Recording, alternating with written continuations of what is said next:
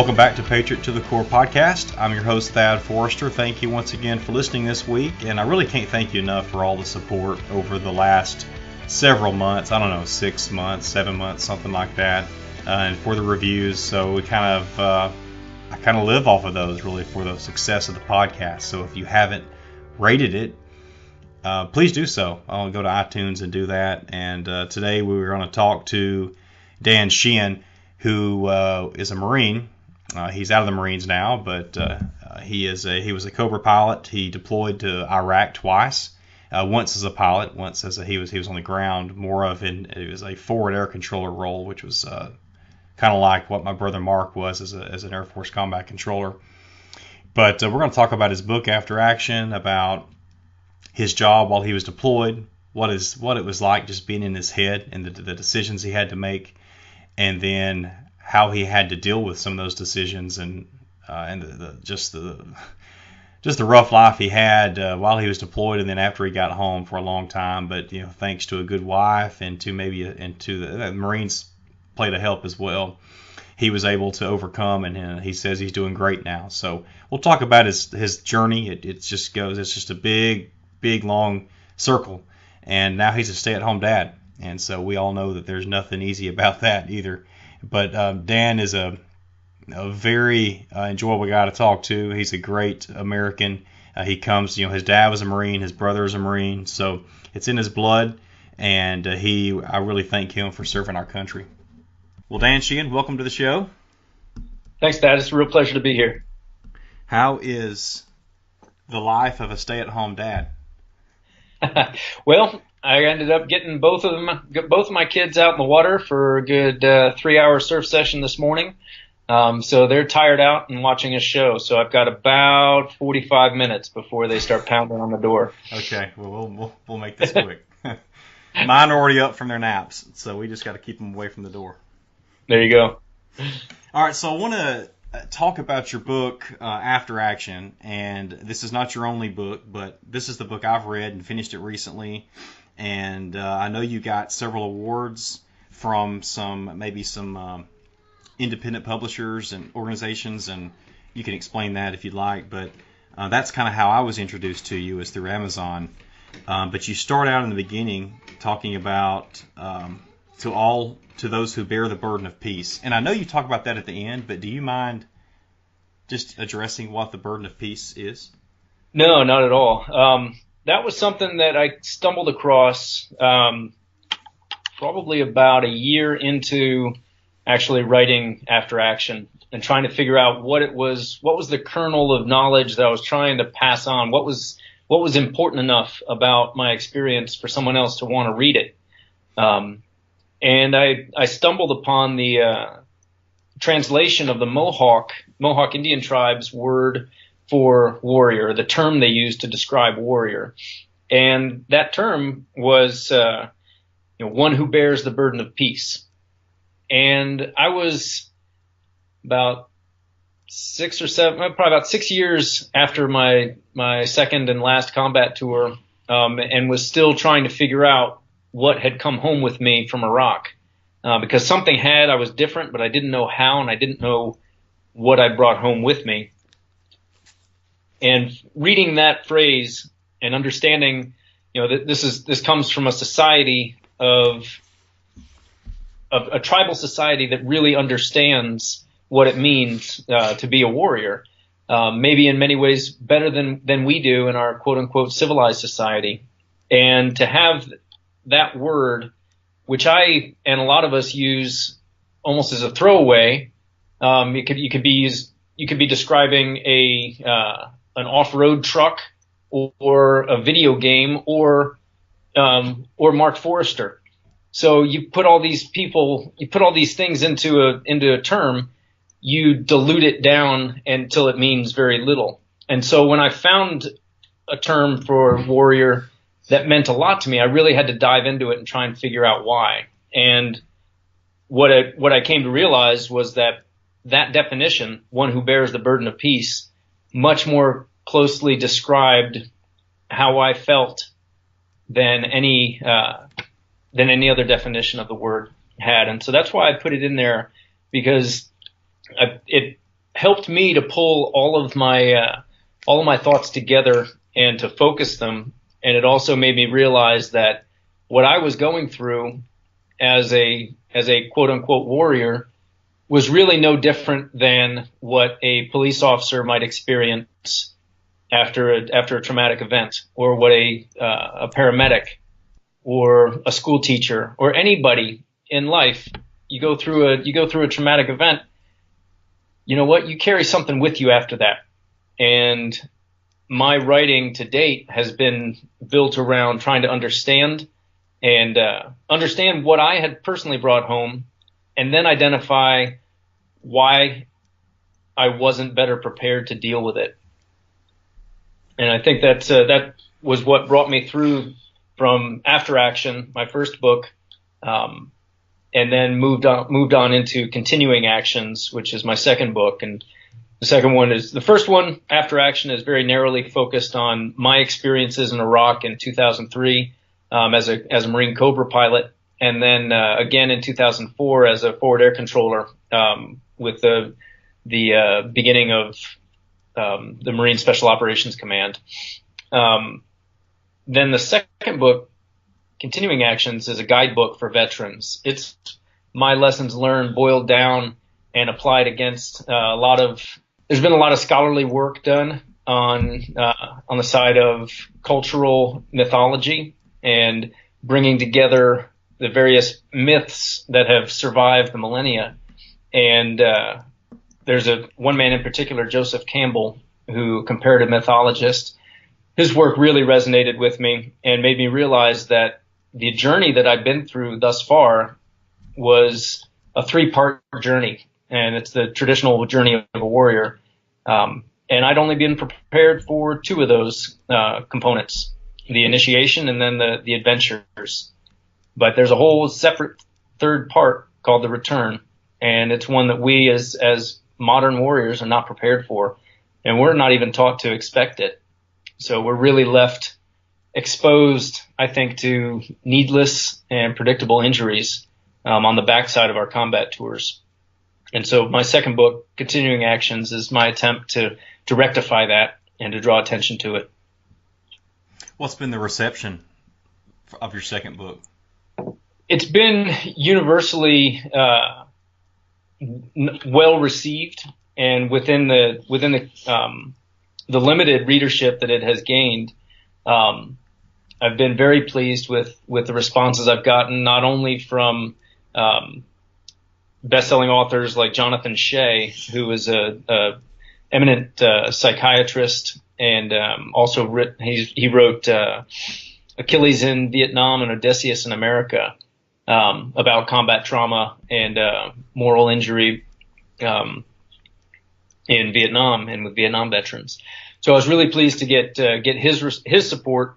He did end up writing the foreword for it, and beyond that, the emails and the contacts that I've gained on Facebook have been very supportive, from the veterans themselves, but also another population that I hadn't necessarily expected it from, but the wives, sons, and daughters and husbands of servicemen and women, both from our current wars and also wars past, who are gaining a deeper understanding of what their loved ones are dealing with or did deal with.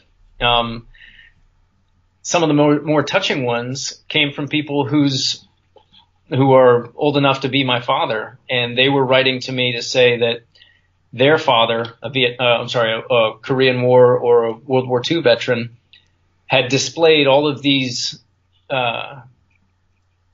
responses that I'm describing, but didn't understand them, and so their families didn't understand them, and their families suffered right alongside them for the remainder of their lives. And these men and women were contacting me long after their loved ones had passed and saying, thank you. You've given me some insight into a man that I never knew. And that was extremely flattering, because it wasn't intentional. But it was just explaining my experiences and my stories. And throughout this whole process, I've just learned how universal they are, and how wrong I was at the beginning when I thought that, well, I must be a puss. I'm the only one feeling this way. Mm-hmm. But it's been disproven. Well, you do a really effective job of putting the reader in your head, and not just, I mean, it's like when you're in battle, when you're in the air, when you're looking at the enemy, what's going through your head, hey, I've got to be 100% certain. Should I pull the trigger? Should I not? Should I trust them? Are they really surrendering or they're not? I mean, it's right. And then when you get home, everything going through your head, and then you and your wife's relationship, and before you got married to her. I guess because you were so effective at putting people right inside your head, that's why I was kind of stuck to the pages anyway. Especially once about halfway through the book, I was really just glued to your whole story. One thing that was funny is you talk about the Chippendale show. You had the guys pulling their pants off, waving them around. What was that about? Well, we were. This was the first full day of the ground invasion, and so the night prior we had scrambled from Ali Salem and flew north, destroyed our border observation posts on the Iraqi side of the border to clear the way for the ground offensive to push through. And then after that, we recovered back at a airstrip in the middle of the desert, really a road with that had been kind of flattened out. We called it a FARP, a forward arming and refueling point. So we got ordnance and more fuel there, slept underneath the birds, and then scrambled the next morning, and we flew probably about 6 hours before this particular event occurred. And we got routed over to, and when I say we, I'm talking about a 4 aircraft division of Marine gunships, so Marine Cobras. We flew together in the same 4 aircraft division for the entirety of the invasion. Sometimes we were down to 3. We had one aircraft get shot down and stayed out in the field for several days before it could be recovered. But we all fought together throughout this entire time, and so we stayed in the same crews as well. So we were what we called combat crew. And so I flew with the same pilot, Gash, who's one of my best friends still. And then we were Dash 4 in the division. Ike and Weasel flew Dash 3. Spock and Count, sometimes Spock and JoJo were in Dash 2. And then lead was BT and Fuse. And so they ran the division. And we each had separate duties on the backside of that. So we end up getting about 6 hours into the first full day of flying and fighting.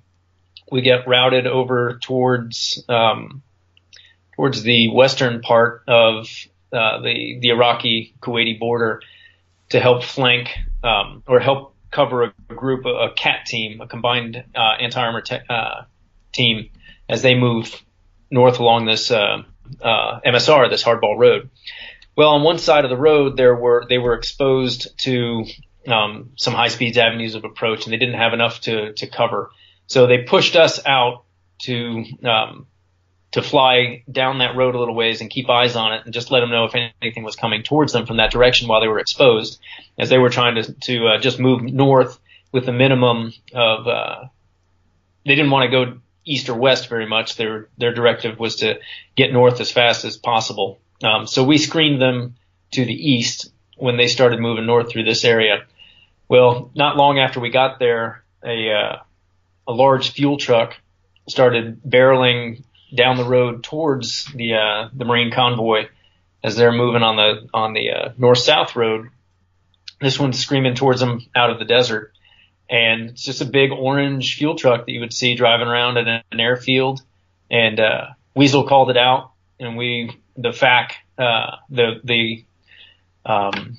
he would be considered kind of like your brother CCT or a JTAC. Uh-huh. He was embedded with the ground force, and he's who we were talking to, who we cleared all our fires with. So So Weasel reported the inbound truck, and his orders were simple: don't let it through.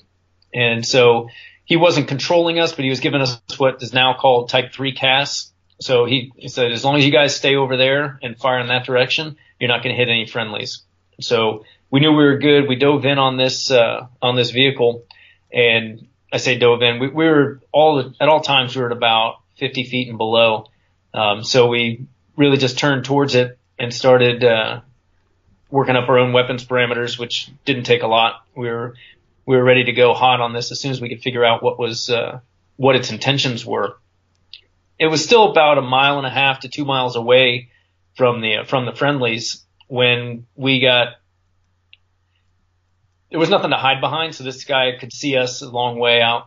And as soon as he saw us turn towards him, you saw it kind of lock up the tires and skid to a halt on the road.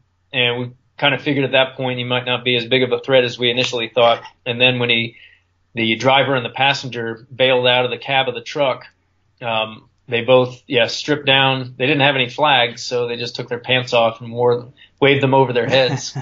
And we didn't shoot. You actually, there's a lot of humor weaved throughout the book, but what was the difference between yours and Gash's roles? Well, Gash was in the rear seat the entire time, and we did this for a reason. The Cobra is a front seat, back seat aircraft, and you can't switch between them when you're flying. There's 5 feet of instrument panel basically between you, and there's no way to move back and forth. And because we worked together and trained together for over a year before we even showed up in Iraq, we knew each other really well, and I knew and trusted Gash to be able to keep me out of the dirt and fly the aircraft as well or better than I could. So that allowed me to sit in the front seat and focus on employing the weapon systems. So in the Cobra, the rear seat is primarily the pilot I wouldn't say pilot in command, but it's primarily where the flying pilot will sit. And so the pilot at the controls is in the back. He or she would have all of the instrumentation, all of the controls of the aircraft. Everything can be flown and handled from the back seat. The front seat does not have the same controls. Like, you can't start the aircraft from the front seat. And there are certain other things that you can't do from the front seat. So but what the front seat has that the back seat does not are the sensors. And this is a whiskey model Cobra, so it's actually an outdated version. The Marine Corps is currently flying the Zulu model, which I'm not overly familiar with, but I know that some of these limitations have gone away with the new model. But the whiskey that I was flying, only the front seater could see what he was looking at through the sights. There's no repeater to the back seat.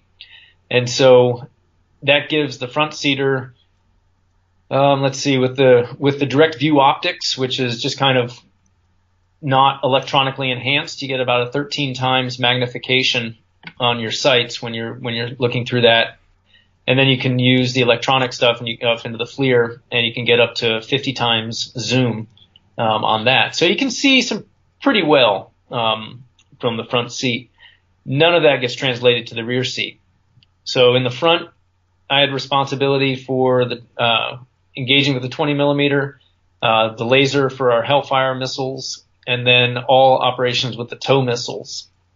Gash in the rear seat had our unguided rockets and also the 20 millimeter cannon when we locked it into fixed forward mode, or if he had it slaved to his helmet. But as you'll remember, our 20 millimeter was pretty, let's just say it did not work very well in the environment we put it in. So I think we had, of all the combat missions, I think our gun worked about 25% of the time. So most of our engagements we went into without one of our main weapon systems operational. So anyhow, our roles were Gash kept us out of the dirt and kept us from running into anybody else, and kept me in a good firing position as our engagements progressed. He maintained situational awareness off of the 3 other aircraft that we're fighting with, as well as the wires, the trees, and any enemy fire that he could see.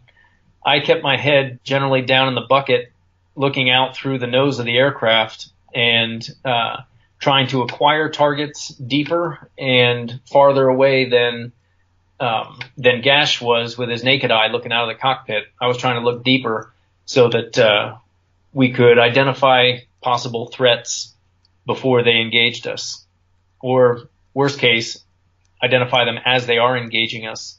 Because that was one of the lessons that I learned, was that if these guys were smarter and fought a little bit smarter, then we would have taken a lot more damage for sure.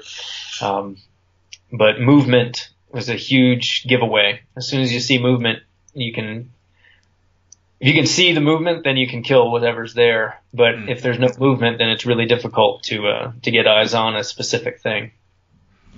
Well, I wanted to talk about some of the internal dialogue you had, and I can't remember if what I'm about to say all happened at the same time or not. So you'll have to clear that up. But I know there was I think a Marine second lieutenant who was killed. You found out about that, and there were some.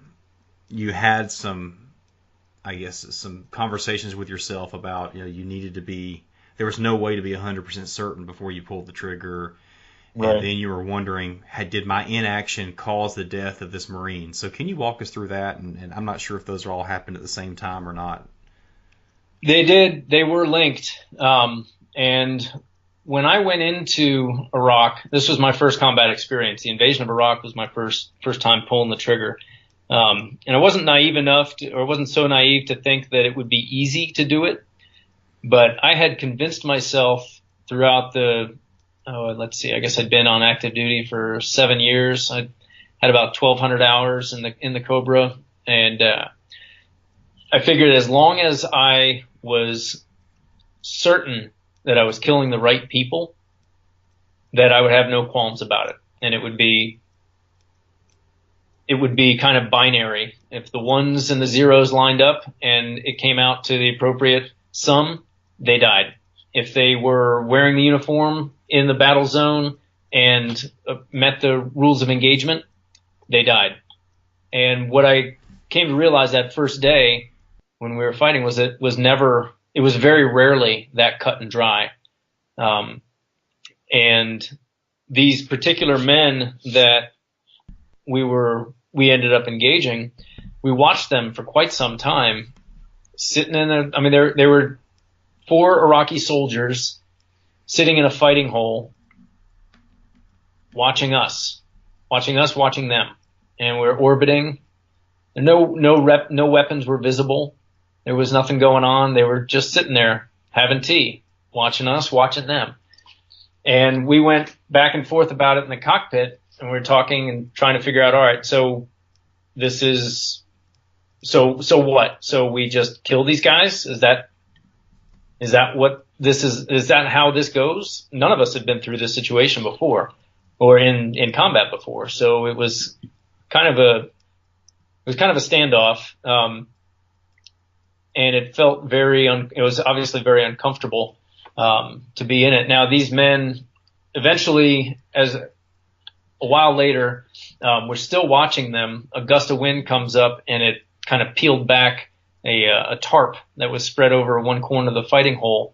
And we could see that there was a AAA piece hidden underneath that tarp. We could see the barrel, the muzzles from a ZPU-4 that was buried underneath there. And that made the decision very easy. And we ended up destroying the ZPU-4.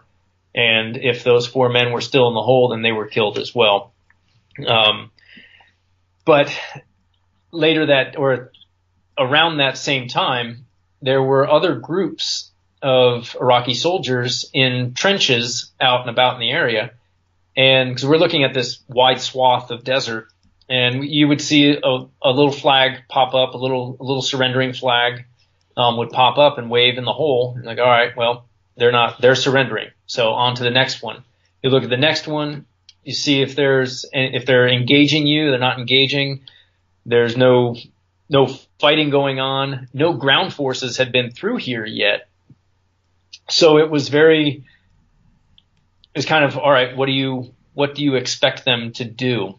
If they want to surrender, are they going to get up out of their holes and walk south until they find Kuwait, or are they going to wait until they see the enemy coming towards them and then surrender right then and right there? How proactive do they have to be to surrender? And does one flag in a fighting hole mean that everybody in that fighting hole is surrendering? I don't know. I still don't know. And the decision that I made that day was to not target some of those men that were standing in the fighting hole. There were weapons nearby, and they were waving white flags, but they weren't walking south. Nobody was taking them into custody. There was no one to do that. And so I made the decision to not kill them, because I don't have any other option. If I open fire with the weapon systems on that aircraft, then everybody in that general area runs a very high risk of death or serious injury. And so there's no shooting the gun out of their hand, type stuff. It kind of, if you fire a flechette rocket, you take out a football field. And so there's no surgical ability here. So I said, no, I'm not gonna fire. And then we ended up recovering, getting back down to Kuwait, and we found out that the division that came in to relieve us on station, another division from our squadron, 3 of the 4 aircraft took battle damage. They got shot, mostly all small arms fire, and in the back of the aircraft. So it seemed like these men in the holes were surrendering when the weapons were pointed at them, and then when the aircraft turned away, they were firing. And because we don't have 360-degree view, we only see what we're looking at any one time. So if something's behind us, then we're constantly exposed all directions. And later that day, a Marine Second Lieutenant, Terrell Childers, was killed when his battalion took over one of the GOSPs, gas oil separation plants. And it's certainly possible that some of the men that were in my sights took part in the actions that ended up killing Lieutenant Childers. And, obviously I don't have clairvoyance on any of that. I don't know that my inaction contributed to his death, but I don't have to know in order to feel responsible for it. And I attempted to use that. I did find out about that the next day, what had happened, and used that knowledge to try and bolster my own resolve to shut down the voices of humanity and compassion that are in your head and just focus on my job. And as time went on, I became more and more effective at doing that. And as I'm able to look back with hindsight, I can see that moving in that direction, compartmentalizing concepts of humanity and morality, and pushing those things away and outsourcing that to the orders that I'd received and the rules of engagement which I lived under, compartmentalizing those and pushing them away and refusing to allow them voice was the initial stage of my emotional numbing, and the numbing process, which continued throughout both of my combat tours and into the years afterwards. And it wasn't until I started writing or got kind of pushed to the point where I needed to figure out what was bothering me. And it wasn't until I started writing that I was able to begin the unpacking, the decompartmentalization process, and really allow myself to pull out these thoughts and these concerns and these fears and these worries and allow them to run free in my own head.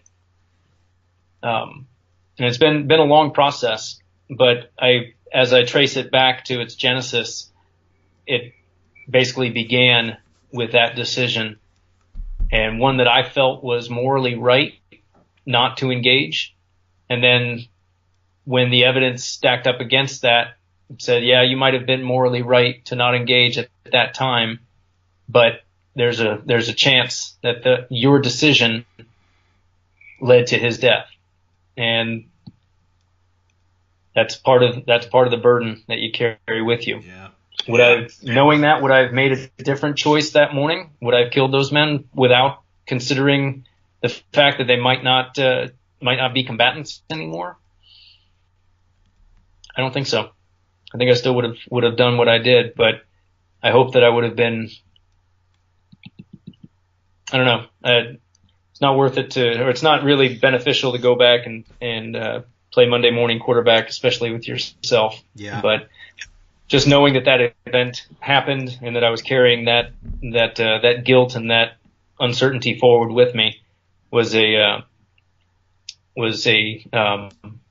important realization to come to in my own journey home. I mean, these are decisions that, very few of us ever know what it's like to deal with, to have to make those calls.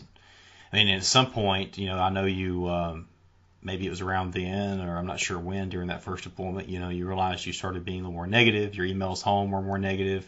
And I'd like to talk about now is what happened when you got home from your first deployment, because you had this warm welcome home from lots of people and from strangers. And then what happened after that? Well, you're right. It was, and this is to put it in a timeline context. My squadron was one of the first units sent home after major combat had ended. So we were back in the States in, I think, June. Maybe it might have been May of 2003, late May, early June of 2003. And the war started in early March or mid-March of 2003. So we were fighting right up until about 3 weeks before before we were home. And that was when, hey, major combat is over. Our squadron had redeployment orders to go out to Okinawa, so they were going to send them home first for a quick swap out of gear, and then off to Oki for 6 months. And so we got pretty much the first flights home. And you're right, there was an outpouring of patriotic support, especially out here on the West Coast, where there's so many military bases. You got Camp Pendleton, Miramar, you got 29 Palms, you got Yuma. And then you have all the Navy bases down in San Diego. It's a very it's a very military friendly environment here. And you go walk around outside with a short haircut and a nasty tan line from whatever gear you've been wearing, and people notice, and they would walk up and they would shake your hand. And there was a time you wouldn't be able to buy a drink. You went out to a bar. Somebody was picking up your tab for you. Now, this is a recurring theme in American military interventions and wars and things. There's an initial outpouring of support, and there's an initial slapping on the back, and we love you, support the troops, let's go. And that kind of fades away pretty quickly. And then it becomes, by the time I got home from my second combat tour, it was just what you did. So there was nobody really.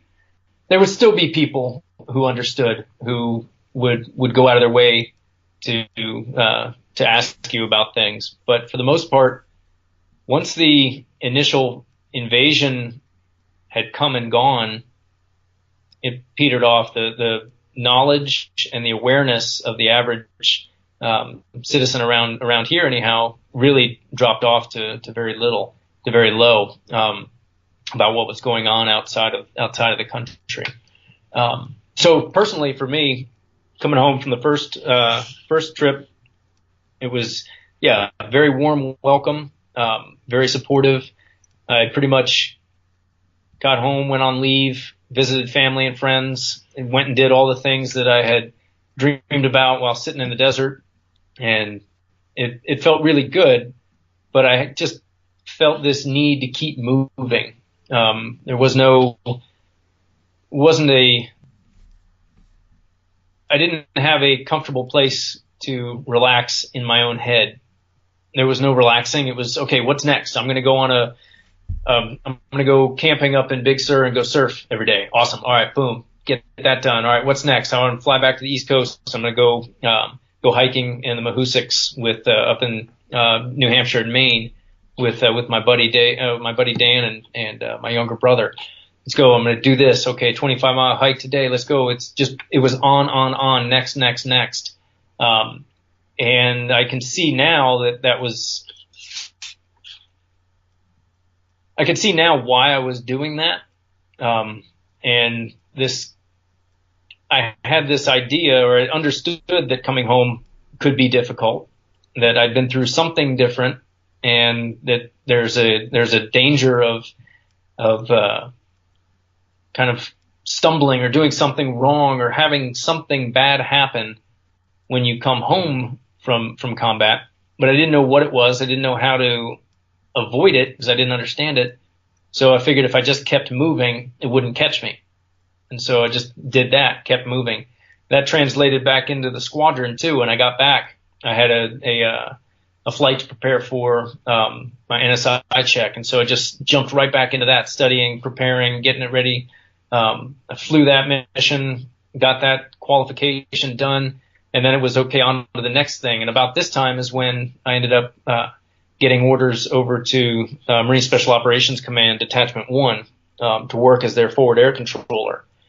And this was, an absolute lifeline for me because it took me out of the cockpit and it gave me access to gave me the opportunity to do all the stuff that I'd ever wanted to do in the Marine Corps but hadn't done yet. So, get to go to jump school, get to go to free fall, get to go through SEER, get to go through multiple weapons training courses and different stuff that wasn't in a normal pilot's repertoire. I really enjoyed getting exposed to it and being able to work as part of a team with these very highly trained professionals that were populating what we call Det 1. And so that just continued my running forward, never looking back, just move forward. There's nothing to look at back behind me. And I was aware enough to go, you know what? I don't have anything to look back at. I didn't get shot. I never had a buddy die in my hands. I never, fired a missile into a schoolyard and killed a bunch of kids. I don't have anything to look back at and worry about, so I'm not going to even entertain it. I'm just going to push forward. And that was my mindset. When I was at work, it worked out really well because there was always something to be doing. It was always prepping for or exercising or what have you. It was always moving forward and getting ready for the next combat deployment. It was when I was at home that I started becoming very uneasy when it was quiet, and inactivity was definitely an enemy. And I'd do anything I could to avoid sitting around, but there's sometimes you can't. You're going to have quiet time. And I couldn't make my internal energy level match the quiet time, or I couldn't make it ramp down to even be able to sit in the quiet time.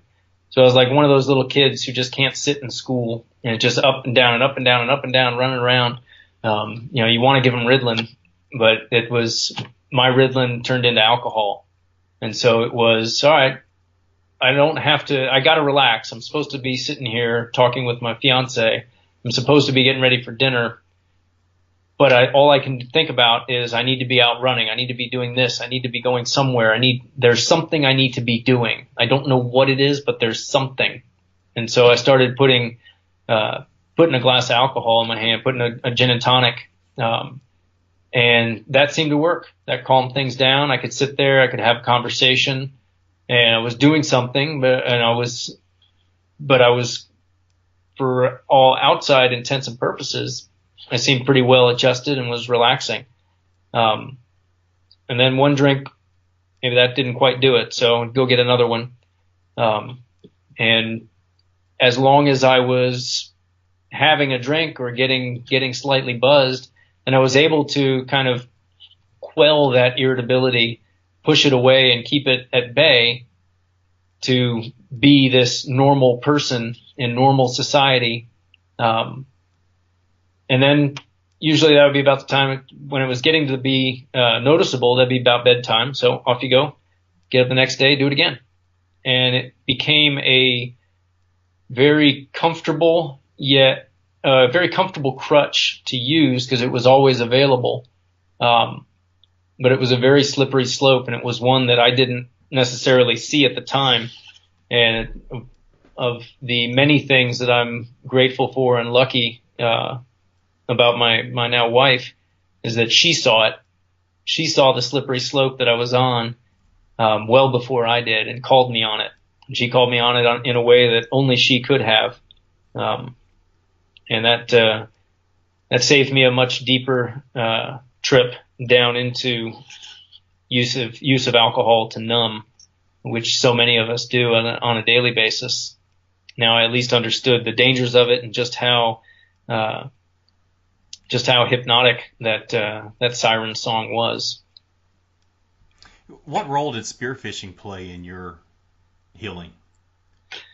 That became a really valuable thing for me, and again, hindsight being 2020, when I look back on it, I can see exactly what it did for me. At the time, I didn't have any concept. All I knew was that when I went in the water, I felt good. And I felt when I came out of the water, I was drained, and just every ounce of irritable energy, need to do something, was gone. And that was enough for me to keep doing it as often as I could. It was about the only place other than at work or when they're either flying or shooting where I felt comfortable. And I could do it on my own time whenever the opportunity arose. Now, when I look at it through hindsight, I can understand that what I was doing was I was giving that energy, that irritable need to be doing something. I was just that. It's a difficult term or a difficult feeling to describe, but you're just beneath the threshold of fight or flight. So it's just being ramped up right to the edge where you are either about to go run and go somewhere, or you're ready to fight whatever's around the corner. You're right at that threshold, and you could go either way. And that's obviously not an energy level which is conducive to real strong relationships or even being able to walk downtown. So when I got in the water, however, that energy had a place to go. And the place it went into keeping me safe. It went into keeping me monitoring my breathing, recognizing when I've maybe hyperventilated too much or have been breathing too heavily and I'm in danger of blacking out if I do dive. Maybe it's keeping my senses aware when I'm looking at one fish, knowing what's going on around behind me, knowing what's going on the other side, or even if you don't know what's going on, recognizing that there's a threat there and being in this constant low tingle of it's excitement, but it's excitement with real repercussions. It can be dangerous underwater, and there are big sharks out here. And so that was always in the back of my head. So spearfishing for me became, if combat was heroin, then spearfishing was methadone. And it allowed me to step down, to take that energy that served me so well in combat and divert it into something else and kind of dilute it into the ocean and flush it from my system. And so that's what spearfishing did for me. When I'd come out of the water, I'd feel great. At first, I felt great for about 10 or 15 minutes, and then it would come back in. Like, all right, what's next? What's next? Over time, that respite lasted longer and longer until it got to the point where it was the rest of the day. I felt great, and I was calm, and I was able to be in the moment and not constantly moving forward. And over time, it's just, allowed me to dissipate that energy down to normal. It's even better than pre-combat levels, because I know how to ramp it up, but it doesn't stay up anymore. So spearfishing was critical for me, and what was critical about it was the risk and the level of scalable danger that it provided me. There's a lot of stuff talked about with risk-taking activities for veterans. You name it, buying a Mustang, or buying a fast car and racing up the highway, or motorcycle and going racing, or jumping out of a plane with a flying squirrel suit on and flying down a mountain. There's a lot of dangerous, thrill-seeking stuff that guys do. A lot of it's just straight up stupid. But you can't expect somebody who is, in my case, I was almost 30 when I got back from Iraq, but most of our veterans are much younger than that. You can't expect a young man or young woman who have lived and thrived at this absolute knife edge of awareness that those who are successful in combat generate within themselves. They become extremely proud of this and extremely effective at channelizing it in their environment and where they're working. Can't expect somebody who has that valuable tool and has become, for lack of a better term, addicted to that level of energy. You can't come home and give them a set of knitting needles and go, "Hey man, you need to calm down." Mm-hmm. It's just not work. You gotta find something that provides the tingle of excitement. It takes that energy that they have honed to a knife's edge, and it lets it go somewhere that may kill them, but very unlikely. So you mitigate those risks as best you can, but some level of risk I think is important and is healthy. It's not realistic to take somebody who has thrived in levels of risk that most people can't imagine and then take it away from them cold turkey. Yeah, makes sense. So where are you at now, Dan? How are you doing? I'm in a great spot. I really am.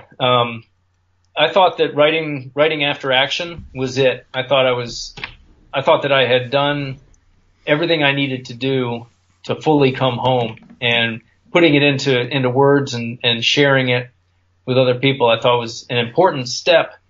But I thought it was the last one. And then events after that showed me that it wasn't. I was still this thing about combat trauma and the emotions and reactions that you have.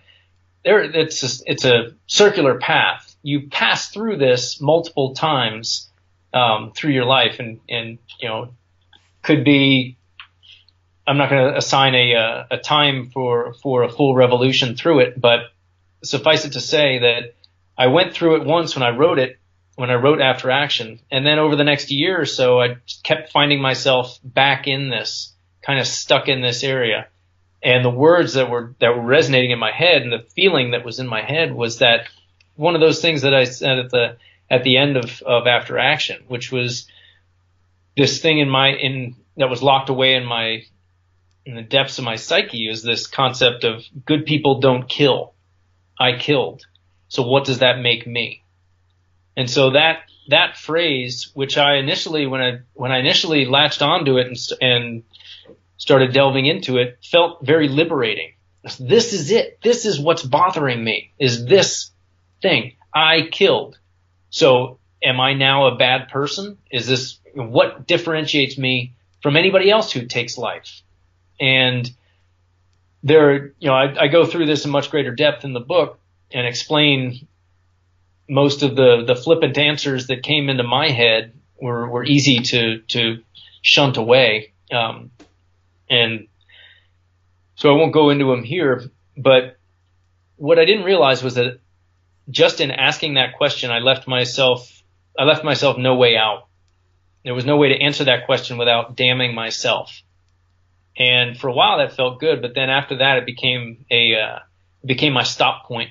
Every time I started going through a tough time, I would get to that point where it's like, well, you know what?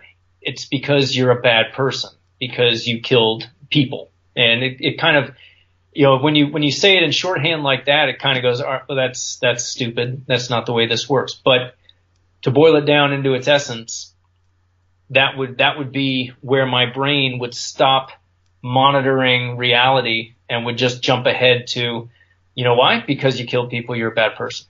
Why did this happen? Why did that happen? Well, why? Because you killed people, you're a bad person. So that became what's called a stop point. And it came to a head. It really got to the point where I told my wife, we were still living in Northern Virginia, and neither one of us were happy there. It wasn't an environment that we particularly enjoyed. And we had long talked about coming back to Southern California, and that became kind of the outside requirement that I laid on. I said, I don't know why, but I can't stay here. I can't stay in Northern Virginia. We have to move back to California. And we talked about it. We planned it out. She was able to make a shift within her office. She has the career, the outside of the family career, for the house that keeps us afloat. And she was able to make that work, getting us back out here to San Diego County. And then one of the things that she told me was, all right, we'll do this, but if we get out there and you're not okay, if this comes back, then you have to talk to somebody. And that was the deal we made. Like, we'll move back, but if it doesn't quote unquote fix whatever it is, you have to talk to somebody. And at first we moved back here, and it was just, it was Shangri-La. We were in Happyville, going and doing all the fun stuff that we used to do, surfing, being in the ocean, all the good things that I'd been pining over during the 6 years that we'd been away from here, all came there and was all available. And then it happened one day, just kind of started going back down that same road in my head. And I found myself one day, I had a surfboard, I had all my dive gear, everything loaded up in the car, and I was standing on the bluffs looking out over the ocean at nice waves and clear visibility. And I couldn't come up with any energy to do anything. I was just, you just hit that, sometimes you hit that depressed point where there's no ounce of motivation. And so standing there, and this was the culmination of a long kind of descent, but at that point I said, all right, you know what? I haven't figured out all of this myself. I need to talk to somebody. I didn't know who. I had never been to the VA, had never talked with anyone. But a friend of mine recommended I go to the vet center, which I had to look up and see what a vet center is. But it's a subset of the Veterans Administration, but it's set up for specifically to serve the needs of combat veterans. So when you go there for your first appointment, you got to bring your DD-214. You got to show that you have combat experience, that you were in a fight, that you got your combat action ribbon or your CIB, shows that you were actually in it, because the population. And I say that there's an additional population that can get services at the vet centers, and those are victims of military sexual trauma and also family members of any one of these members of the population. So they're very tightly focused on the needs of the combat veteran and the needs of rectifying traumatic experiences. So I was nervous as all get out going into this place. I figured it was just going to be a nightmare, because who's ever heard anything good about the VA? Mm-hmm. Well, I went in there, and it was night and day from what I was expecting. There were I'm getting long-winded on it, but I think the most important thing to point out was that I think there were 11 counselors on staff. 9 of them had recent combat experience in Iraq or Afghanistan. And that was critical to going in, sitting down with somebody and realizing that you don't have to explain what a Marine is. You don't have to explain what this world that you just came from. You're not an alien emissary coming in and expecting some alien who has no concept of what you've been through to somehow alleviate whatever you're suffering from. There was none of that. It was a conversation with, my counselor ended up being a senior chief who had been a corpsman for 20 plus years. He'd spent his whole career on the green side working with Marines. So, I mean, there's no one that Marines love more than a corpsman. And you get a senior chief who spent his whole time in the FMF. Man, that was an easy conversation to have. And he, in a very short period of time, helped me work through some of those last stumbling blocks that I had set up for myself. And one of them was that phrase, good people don't kill. I killed. So what does that make me? He centered in on that after we talked and helped me rephrase that in a way that didn't damn me just by the statement itself. It gave me a much healthier way to question what I had done and what I'd been through without automatically damning myself for it. And it was just a simple rephrasing, but it was when do good people kill? And just that lifted a tremendous weight off my chest as I just sat there and allowed myself to chew on that. And it was a lot easier to chew on that than it was to smash my face against good people don't kill. I killed. What does that make me? Yeah. So Dan, I guess in closing, what's a summary of some advice or counsel you give people who are struggling with killing someone or just with the images that they've seen or the sounds they've heard from combat? I think the best thing that I could say in that or for someone going through this same road is that let them know that, hey, you're not alone. You ain't the first and you're not going to be the last. And a lot of people have gone through this. Some of us have figured out good ways to do it and are trying to pass that information down to make sure that it can help. Other people have not had the opportunity to heal and to move forward. And you can learn from watching them too. But you need to recognize that you have been changed by your experience. How you deal with that change determines whether you move forward as a warrior or label yourself as a victim and end up having to come back from that as well. So I think that there's a way to move forward after combat and after a traumatic experience that allows you to turn it into a positive in your life. That if you refuse to face it and learn from it and fully experience the negative, you'll never move past it. And you'll end up with one foot living in peace and one foot living in the present and one foot living in the past. And that's not a good place to be. No. Well, and now you've got a best-selling book, After Action, and maybe Continuing Actions is best-selling as well, but you'll never know the impact those have had on people. I know you get emails and people talk to you and you have an idea, but some people will never come forward. But it's great that you have something written down that will forever be out there for people to help them heal. And there's so much that we could talk about, and I have so many pages dog-eared in your book, and things to ask about, and then just the humor too.